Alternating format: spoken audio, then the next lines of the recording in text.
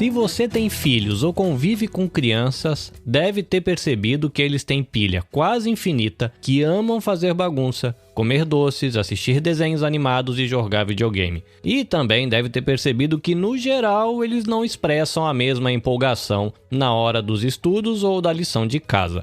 Apesar de essa dinâmica ser normal, crianças com diagnóstico de TDAH enfrentam desafios específicos. E como contribuir com o desenvolvimento saudável dessas crianças?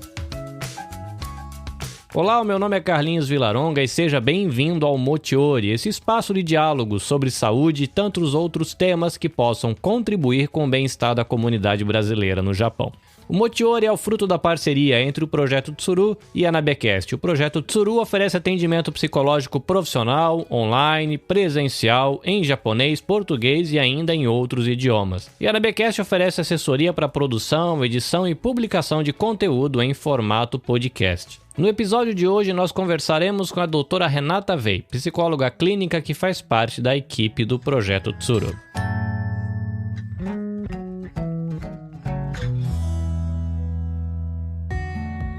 Olá, doutora Renata! Alguns dos nossos ouvintes nos perguntaram como ajudar crianças com TDAH em seu aprendizado. Fiquei curioso, né? O que seria TDAH e como ajudar a garotada? Olá, Carlinhos. Olá, pessoas que nos ouvem. Tudo bem com vocês? Olha que legal, essa semana chegou perguntas. Como ajudar as crianças que têm o diagnóstico de TDAH? Essa pergunta chegou tanto de uma mãe quanto de uma professora de escola dominical. Olha que interessante. Então, vamos lá. Como que a gente pode ajudar em casa ou na escola dominical ou na escola?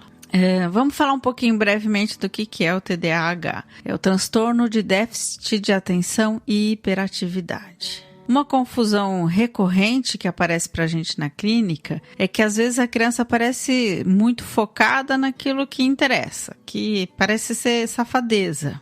Gente, não é safadeza não. É que, por exemplo, a criança gosta muito de e consegue ficar focada assistindo vídeo no YouTube ou jogando joguinho. É que essas são atividades que não exigem raciocínio, que não exigem pensamento, não exige que a criança fique matutando ali em cima da ideia. A gente diferencia e chega à conclusão de que há um transtorno de déficit de atenção em cima de atividades que exigem raciocínio. Então, nas tarefas de matemática, nas tarefas de aprendizado de uma língua diferente, que a criança precisa se esforçar ali de raciocinar, de pensar, de compreender e elaborar a coisa antes de dar a resposta. O vídeo e o joguinho, eles vêm pronto, não exige esse esforço. Então, não tem nada de safadeza não, tá? E é também uma causa neurológica conhecida já de muitos estudos que demonstraram que no cérebro das pessoas que têm o transtorno de déficit de atenção, hiperatividade, há uma falha na captação de dopamina. E essa falha de captação de dopamina pelo cérebro fragiliza as conexões neuronais. Então, é como se as mensagens chegassem quebradas. Como se, por exemplo, a gente tivesse numa ligação pelo Skype e começasse a cortar a mensagem. Ou a gente está fazendo uma ligação com o WhatsApp e começa a falhar o sinal. É isso. No cérebro da criança com déficit de atenção, por uma falha de captação na dopamina, falha o sinal. E usando essa analogia aí do telefone, se falha o sinal, o que a gente faz? A gente liga de novo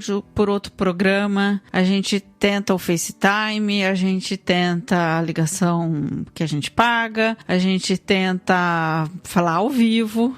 Com a criança que tem déficit de atenção, a gente vai fazer a mesma coisa. A gente vai tentar outras alternativas para ver o que é que faz, que forma a gente ensina, que vai fazer essa conexão acontecer, que vai fazer o cérebro ali, as conexões se ligarem e ela vai entender. É importante diferenciar isso, né? E E também, será que não tem alguma coisa acontecendo externamente? Será que não está passando por um momento emocional que está dificultando isso? Então, uma mudança de cidade, mudança de país, pais brigando, divorciando. Isso gera uma dificuldade de aprendizado que não necessariamente está relacionada com TDAH. Então, a gente tem que esclarecer todas essas coisas antes, né? Mas, bom, vamos lá. A criança tem o diagnóstico, já está avaliado por um profissional de saúde, o médico falou, o psiquiatra falou, o neurologista falou, não tem nenhuma dúvida quanto a isso. O que a gente faz? Assim como a gente procura um sinal melhor no telefone, assim como a gente procura outras alternativas de se comunicar, a gente vai procurar outras alternativas de ensinar essa criança. Aparentemente, na Finlândia tem se defendido muito que as estratégias de ensinar usando brincadeiras, especialmente com movimentos corporais, parece funcionar super bem. Por exemplo, pulando corda, jogando bola. Então vai jogando vôlei. Cada um que passa fala uma palavra nova em japonês. A cada toque você tem que dizer uma palavra com A em inglês. Vamos supor se fosse o ensino de uma língua diferente. Ou a cada toque você diz a tabuada do 3.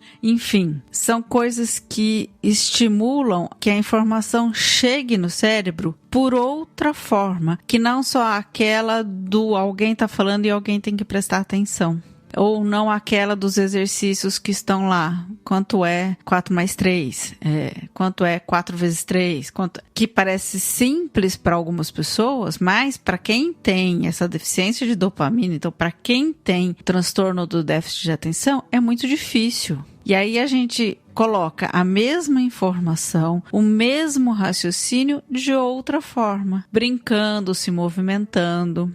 Na escola da minha filha, por exemplo, eles ensinam o alfabeto e as palavras. Minha filha tem 3 anos e meio. Eles fazem cartazinhos, né? Com o nome com a palavra escrita e espalha lá pelo chão da sala. E as crianças têm que ir e encontrar aquele papel que está escrito árvore, por exemplo. Então vai ter vários papéis, escrito várias coisas, e elas têm que identificar qual que era o que estava escrito árvore. E tem que buscar. E ainda faz um esconde-esconde. Então você ensinou ela a reconhecer a palavra árvore escrita, ensinou ela a ler a palavra e ela está fazendo isso brincando. A informação chega de outra forma. E isso parece que funciona muito bem para quem tem o transtorno de déficit de atenção.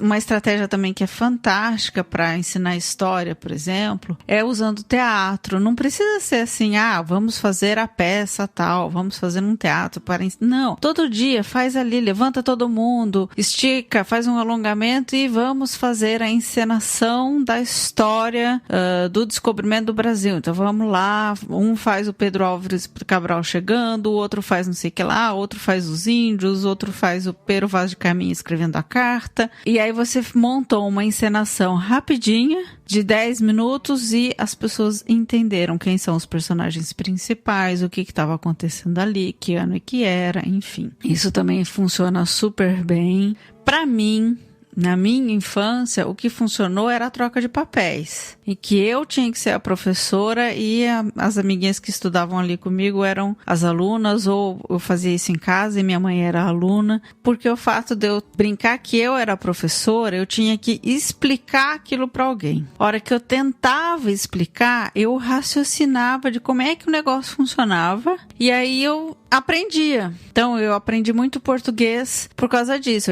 Eu estudava trocando.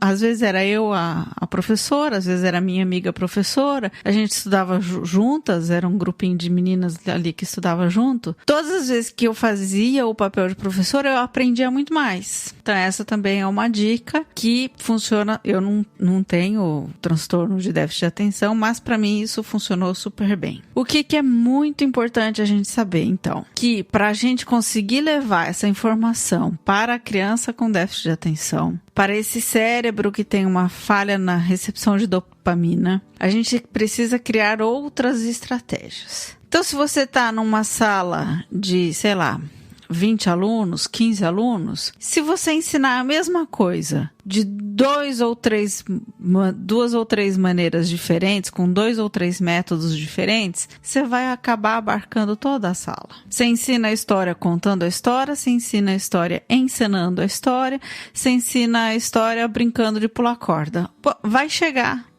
no cérebro de todas as crianças ali. Muito importante, conexão com as crianças. Se você se conectar e conseguir entender como é que tá indo, o que ela tá aprendendo, você vai saber se a informação já chegou ou não, se você ainda precisa de mais um outro artifício. Então, conexão com as crianças. Nunca voz autoritária, bronca ou castigo. Aliás, nada é pior para o ensino do que bronca e castigo. Essas atitudes, elas destroem o vínculo de quem ensina com quem aprende, destrói o ciclo ensino-aprendizado. Então, vamos focar na criança, se conectar com ela, tentar alternativas, tentar formas também mais divertidas de ensinar e de aprender, e aí a gente consegue ajudar essas pessoas.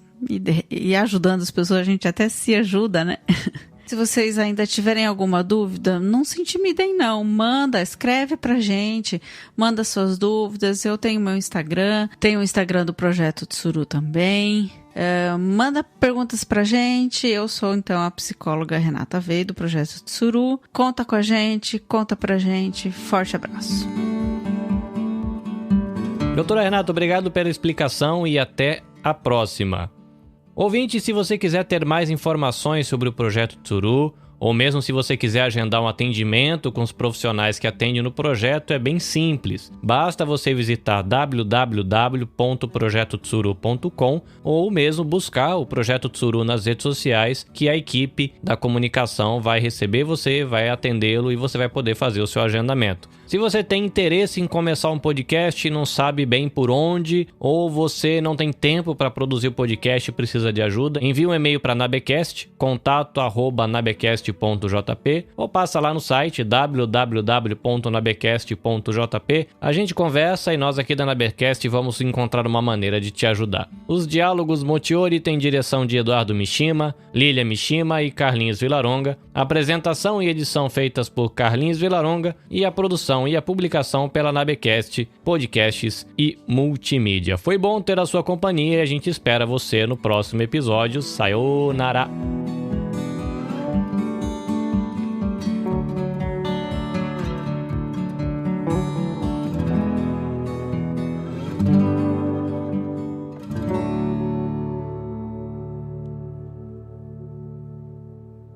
Este episódio foi editado pelo Nabecast. Saiba mais em www.nabecast.jp. Nabecast, conectando pessoas, desenvolvendo amizades, construindo parcerias e compartilhando vida através de podcasts.